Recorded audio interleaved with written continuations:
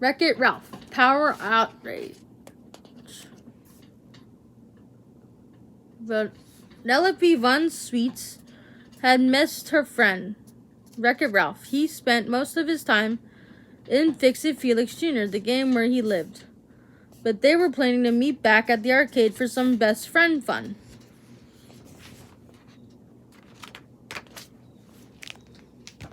It was the end of the day at the arcade, and the video game characters were gathering in the game's central station. Suddenly, all the lights in the station went out.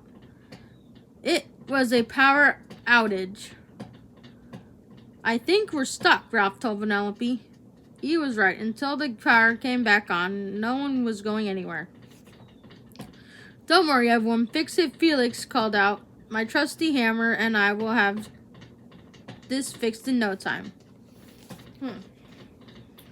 Ralph saw Penelope started to make their way toward Felix, but it was hard to see without the lights. Come on, stick brain, Penelope said. I think I see a... Penelope had run into someone. Oh, I'm sorry, Penelope. I didn't see you there. It was Gene, the nice lander mayor from Fix-It Felix Jr. game. Do you think the power will be fixed out for a long time, he asked. I hope so, Penelope said. This is fun. Penelope started bouncing excitedly, but she stopped when she saw how nervous Gene was. What's wrong, Penelope asked him. The truth is, Gene said, the idea of spending the night away from home scares me. Just then, Felix ran past with his hammer. Fix tapped Gene with your hammer, Ralph suggested. Maybe then he won't be scared anymore.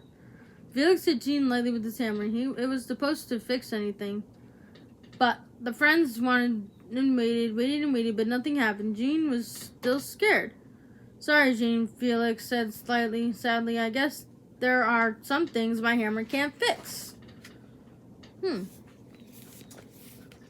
Penelope and Ralph knew they needed to find a way to distract Gene until Felix could get the power back on. Are you thinking what I'm thinking, kid? Ralph whispered to Penelope. Absolutely, Penelope said. Party, come on, everyone. We're going to have a slumber party. Wait, what? No, Ralph said. He definitely had not been thinking about throwing a party. Trust me, big guy, Penelope said, patting Ralph on the back. I know what I'm doing. Then she climbed onto Ralph's shoulders and yelled, now let's have some fun.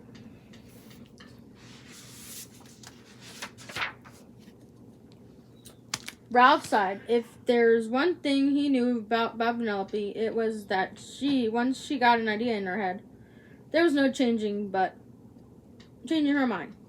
Ralph looked around. Satan, he called over, recognizing a fellow member of the bad guys support group.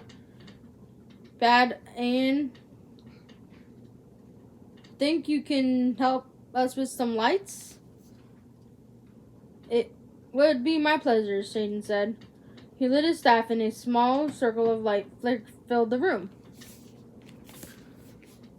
The video game characters wasted no time in following Penelope's lead.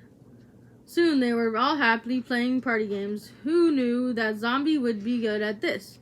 Ralph said, watching Zombie bob for apples.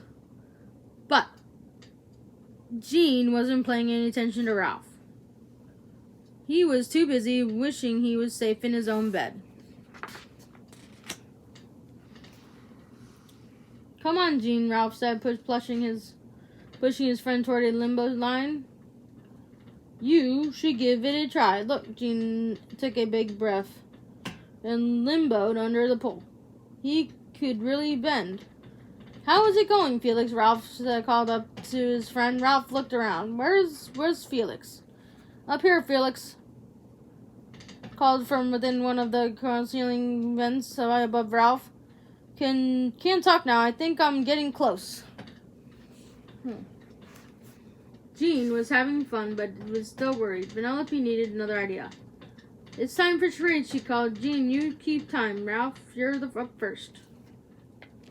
I don't know about this, Ralph and Jean said at the same time. Jean thought he'd been too scared to keep time, and Ralph didn't think he was going to be very good at charades, but Melody wouldn't take a no for an answer. Rooster! No ice cream, no giraffe. No, I got it. I got it. Lollipop! Penelope yelled as Ralph tried to attack out the first word of time up. Time's up, Jean yelled. It's a cybug. I was trying to be a cybug, Ralph explained.